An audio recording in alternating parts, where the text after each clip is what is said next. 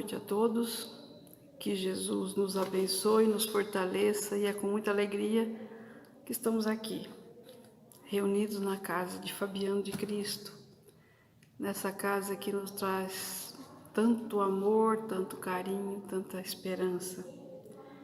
E nós estamos aqui para conversarmos sobre uma passagem muito importante do Evangelho, que é "Carrega a sua cruz e segue-me", retirado do livro Palavra de Vida Eterna, de Chico Xavier, por Emmanuel, psicografia de Chico Xavier, e do Evangelho segundo o Espiritismo. Então, no Evangelho, o capítulo Moral Estranha, tem as seguintes passagens. Uma grande multidão de povo caminhando com Jesus, ele se volta para eles e lhe diz: se alguém vem a mim e não odeia seu pai e sua mãe, sua mulher e seus filhos, seus irmãos e suas irmãs, mesmo sua própria vida, não pode ser meu discípulo.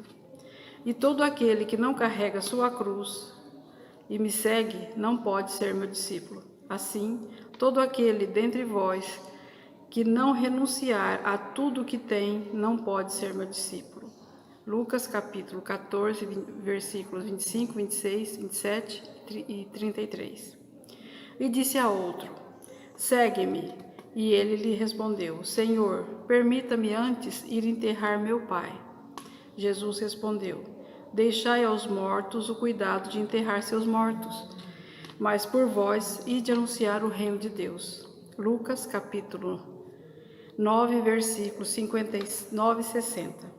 Um outro lhe disse: Senhor, eu vos seguirei, mas permita-me dispor antes de do que tenho em minha casa.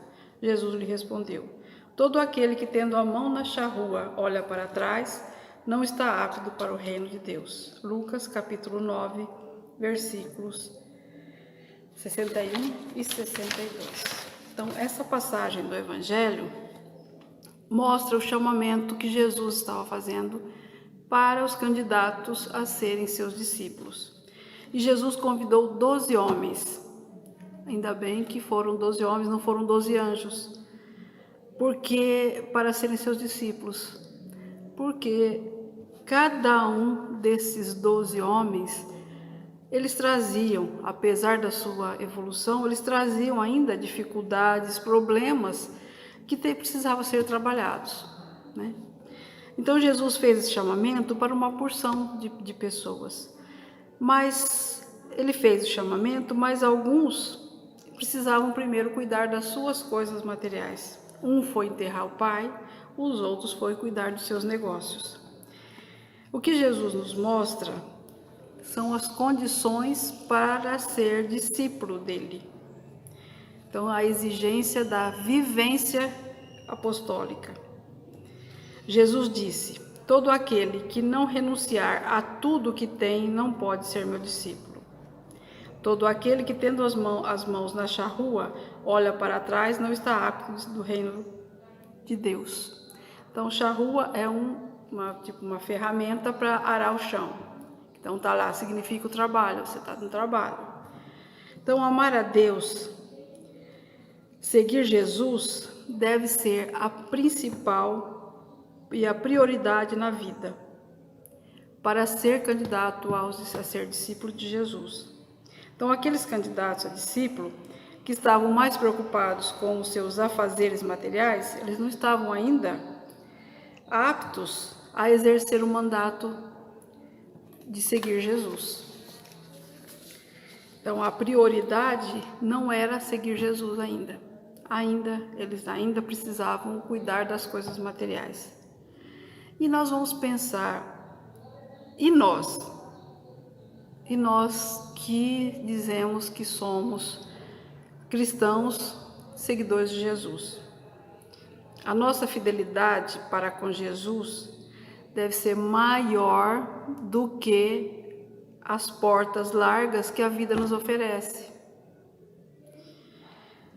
Então, basta lembrar de que quando nós começamos no Espiritismo, nós tínhamos medo de dizer eu sou espírita.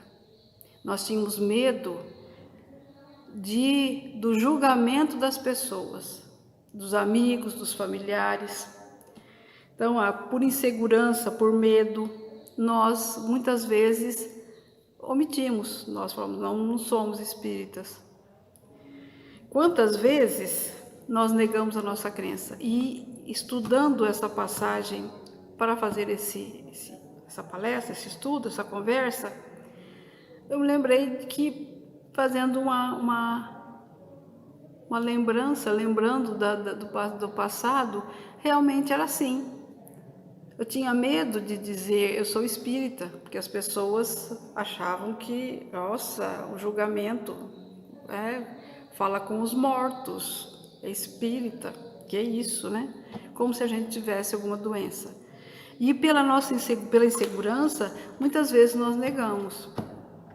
Então, quantas vezes nós vimos, temos história de pessoas que passaram por dificuldades por ser espírita. Aqui na nossa cidade mesmo, o seu Praieiro e todos os seguidores que estavam aqui começando no espiritismo, aqui em Cáceres, quanto sofrimento que eles não passaram. Quantas vezes eles estavam numa calçada e as pessoas cruzavam, saíam daquela calçada para não passar rente a eles, para não passarem perto deles. Quantos acontecimentos, quantas histórias que a gente conhece de pessoas que tiveram que abandonar a doutrina espírita para viver bem na família, para poder conviver harmonicamente, porque tinha os filhos pequenos e precisava ter harmonia, cuidar dessas crianças. Lembro de uma amiga que ela disse, eu não estou no espiritismo, eu não estou frequentando o centro espírita, mas eu sou espírita. Então eu estou indo na igreja com o meu marido, mas eu faço o evangelho toda semana com o livro com o Evangelho segundo o Espiritismo.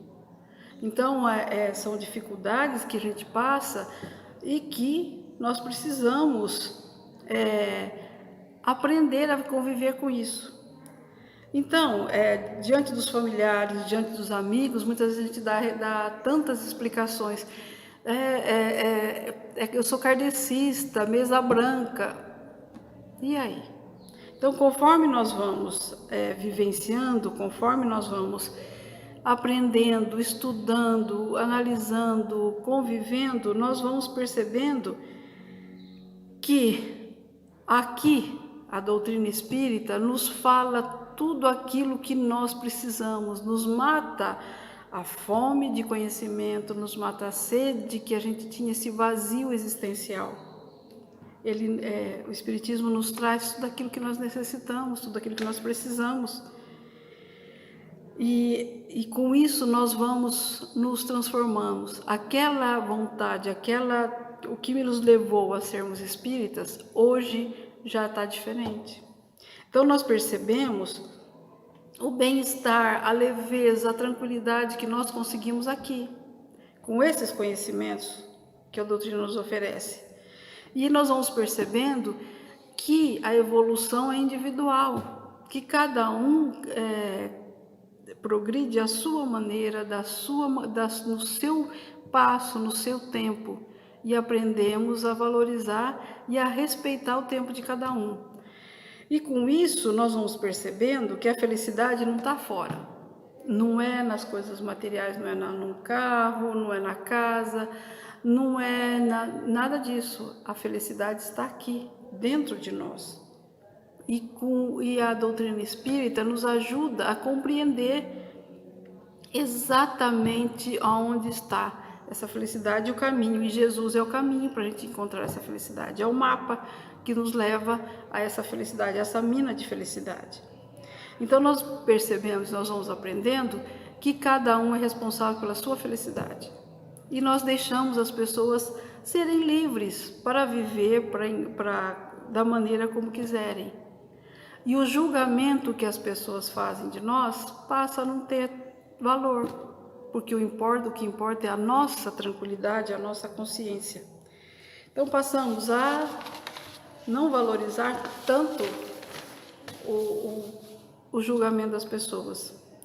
E muitas das pessoas, porque nós percebemos que muitas das pessoas que estão julgando, eles querem apenas criticar, eles não querem ainda se esclarecer, eles não querem ainda aprender, eles querem simplesmente continuar da mesma maneira que estão. E eles têm o direito de permanecer.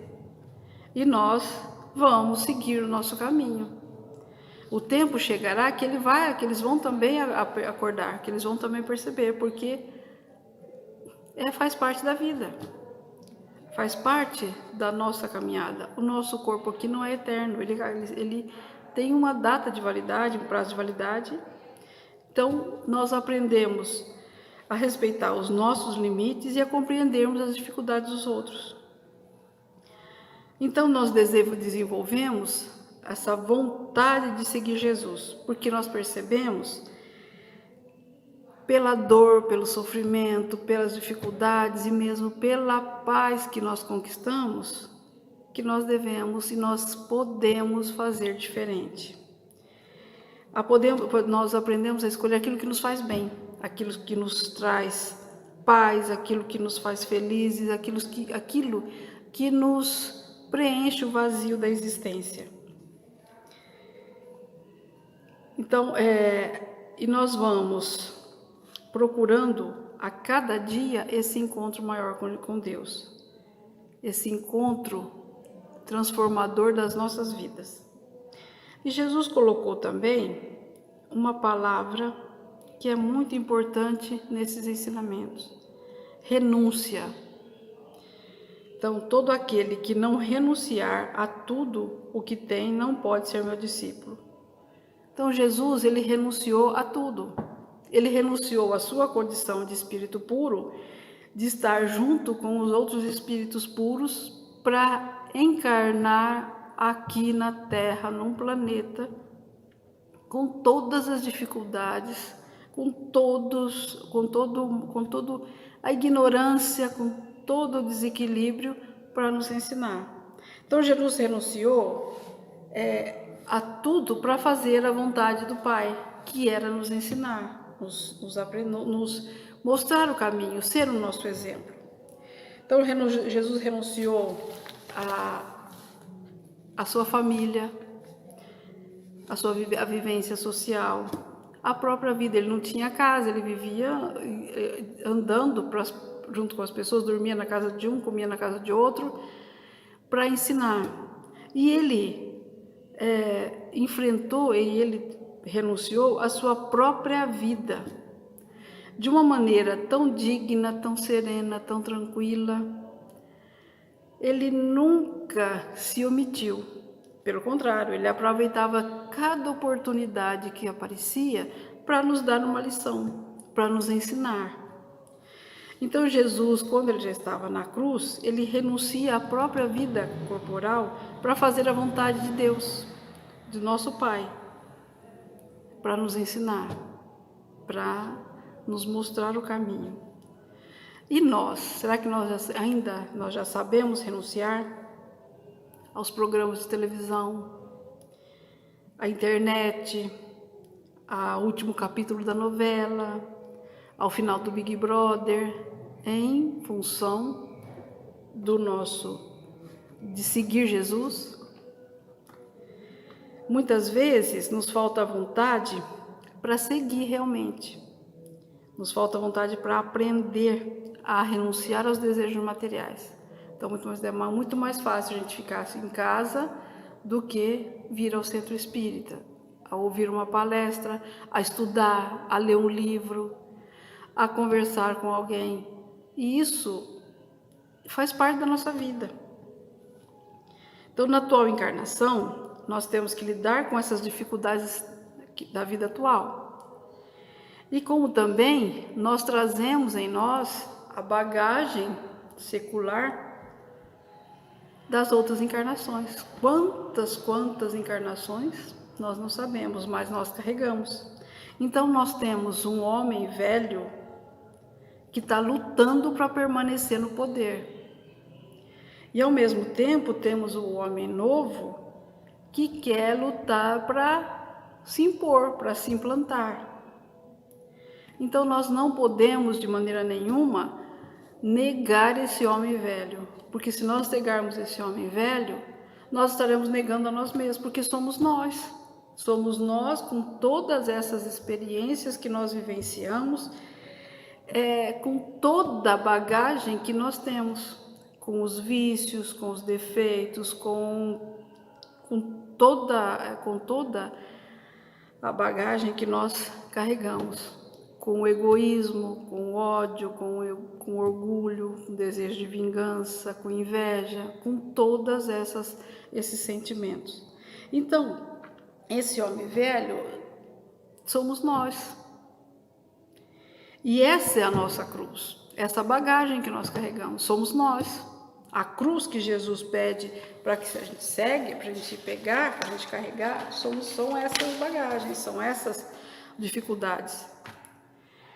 E é preciso acolher esse homem velho, é preciso perceber, conhecer, reconhecer esse homem velho e fazer de maneira diferente. Não é fácil, de maneira nenhuma não é fácil. Modificar séculos de hábitos que nós adquirimos, de vícios, de enganos, nós precisamos de muita vontade, uma vontade ativa, muita persistência, paciência, perseverança e tempo, porque não é de um dia para a noite, não é de um minuto para o outro que nós vamos modificar. A árvore, para ela nascer, ela leva tempo, para ela germinar, ela leva tempo, para ela poder florescer, leva um tempo. Ela tem o tempo de florir, ela tem o tempo de frutificar. Assim também somos nós. Nós temos que dar o tempo para que a gente possa aprender, para que a gente possa evoluir. E é muito dolorido, é muito dolorido. Cada dia, todos os dias, a gente reconhecer os nossos enganos, os nossos defeitos e tentar modificar. É muito dolorido. Então, calar diante de um julgamento que a gente sabe que é errado é muito ruim. Porque a nossa vontade é revidar, é brigar, é partir para a luta. E é muito dolorido a gente calar. Calar diante de uma maledicência, não revidar, é muito difícil. Perdoar as ofensas quando nossa vontade é ir lá e destruir. Tentar acalmar, perdoar. Dar a outra face, quando na realidade nós queremos devolver em dobro. E dar a outra face, quando alguém nos fizer um mal, a gente calar e não dar a face física, mas o outro lado. Se nos fizeram mal, fazermos o bem. Isso é muito difícil. E essa luta, ela é imensa e diz em cada momento da nossa vida, um dia de cada vez, um dia de cada vez. E vem nos dizer também, vem nos lembrar que Jesus disse que ele não veio trazer a paz, ele veio trazer a guerra, ele veio trazer a espada, a luta.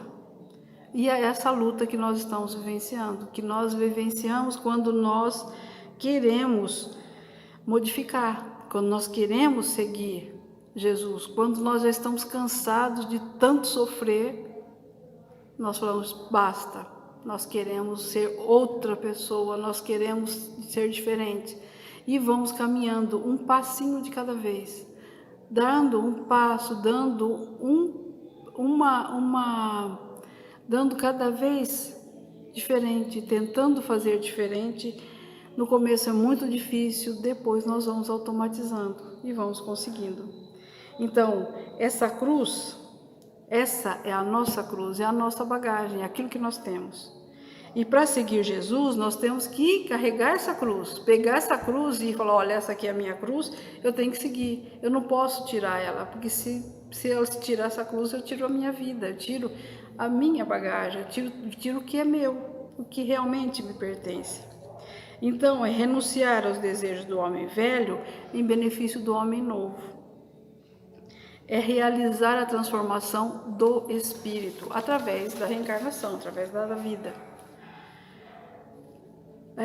Então, chamando a si o povo e seus discípulos, lhe disse: se alguém vier após mim, que renuncie a si mesmo e carregue sua cruz e siga-me. Porque aquele que quiser salvar a si mesmo se perderá, e aquele que se perder por amor a mim e ao Evangelho se salvará. Com efeito, que serviria a um homem ganhar todo o mundo e perder a si mesmo? É Marcos capítulo 7, 34 a 36. Então, mais um chamamento de Jesus. Para renunciar a si mesmo, carregar sua cruz e seguir o Mestre. Salvar a vida. Aqui, no que Jesus quis dizer, é alimentar o egoísmo, alimentar o orgulho, valorizar somente os bens materiais, é valorizar o homem velho, é alimentar esse homem velho, é nos dedicarmos exclusivamente para os prazeres materiais. É construir impérios, é construir castelos, é conseguir todas as coisas materiais sem medir esforços, sem olhar se nós estamos machucando, ferindo. É seguir em frente, é conquistar as coisas materiais, é ter o cofre cheio de ouro, de dinheiro, sem pensar como que nós conseguimos esse dinheiro, como que nós conseguimos essa fortuna. Foi mentindo, foi explorando, foi negando, foi ferindo, foi matando. Então, isso é salvar a vida. É que aparentemente nós temos tudo. Temos as roupas de grife, de melhores, o carro do ano, o celular top de linha.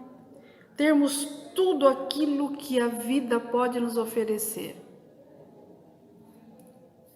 Isso é tentar salvar a vida. E aí? Esse corpo físico, ele tem um tempo determinado. Ele tem uma frase de validade. Como diz o Haroldo Dutra, nosso check-in já está pronto. Só não sabemos a data, mas ele já está pronto. E esse corpo perde a validade e morre, acaba, transforma. E o que nós vamos fazer? O que nós vamos fazer? Levar para o mundo espiritual o quê? As desavenças, o orgulho, o egoísmo, o ódio, aquilo que nós semeamos aqui com as nossas escolhas, com os nossos atos.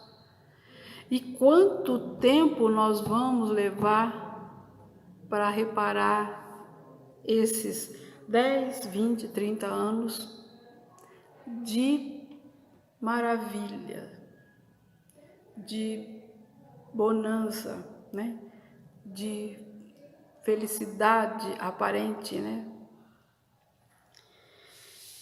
E aí nós vamos, quando morre o nosso corpo, quando nós desencarnamos, nós vamos deparar com aquilo que nós plantamos. Então, aquelas pessoas que nós ferimos, que nós magoamos, que nós destruímos para conquistar as coisas materiais, essas que vão estar nos esperando. E a nossa própria consciência vai cobrar. E quanto tempo nós vamos passar para reparar tudo isso que nós fizemos? Séculos, milênios, dependendo da nossa, pagamos por isso pela dor, da nossa ignorância da lei. E quanto tempo nós vamos sofrer com isso? Então se nós quisermos salvar nossa vida, nós vamos perder. E Humberto de Campos tem no seu livro, ele conta sobre Joana de Cusa, que foi uma mártir do cristianismo, que no ano 68 ela foi queimada viva, né, numa fogueira, e ela estava num poste e o seu filho no outro. E o carrasco dizia: abjura, renega esse Cristo. E ela não, ela era cristã. Aí o filho começou a falar para ela: renega, você está me matando, você está me destruindo, renega. É imaginar a mãe ver o filho morrendo, e ela também, e ver o sofrimento dessa mãe. E dizer: eu não vou renegar Jesus. Ele é o nosso modelo, ele é o profeta prometido. Ele é o nosso modelo, não podemos renegá-lo. E o carrasco que estava ali para tirar fogo neles, fala para ela: renega. Ela diz: não. Então ele diz ironicamente: esse homem te ensinou só a morrer? E ela olhou bem nos olhos do homem e o fogo já estava queimando as suas carnes, né? O seu corpo e do seu filho também. Ela olha bem nos olhos dele e diz: ele não me ensinou só a morrer, ele me ensinou a te amar. Mas tinha tanta doçura, tinha tanta verdade nessas palavras e principalmente no olhar dela, que desmontou o carrasco. E ela, aos poucos, dentro de poucos minutos, ela viu Jesus esperando por ela. Então, quantos exemplos que ela perdeu a vida física, mas ganhou a vida espiritual, ganhou a paz, ganhou a alegria de conviver com Jesus. E nós? E eu? O que eu estou fazendo com tudo aquilo que eu estou aprendendo nesta casa de oração, com a doutrina espírita, com Jesus? Quantos erros, quantos enganos, quantos tropeços que eu cometo a cada dia e tenho certeza que ainda vou cometer. Mas o importante é nós perseverarmos. É nós, caiu, não ficar deitado, levantar e falar: não, eu vou continuar. Eu quero continuar, essa é a minha vontade é seguir Jesus.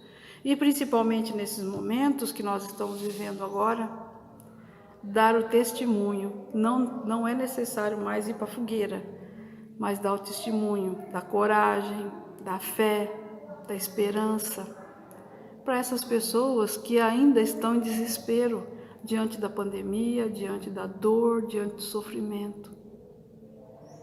É dar uma palavra amiga para aqueles que estão em depressão.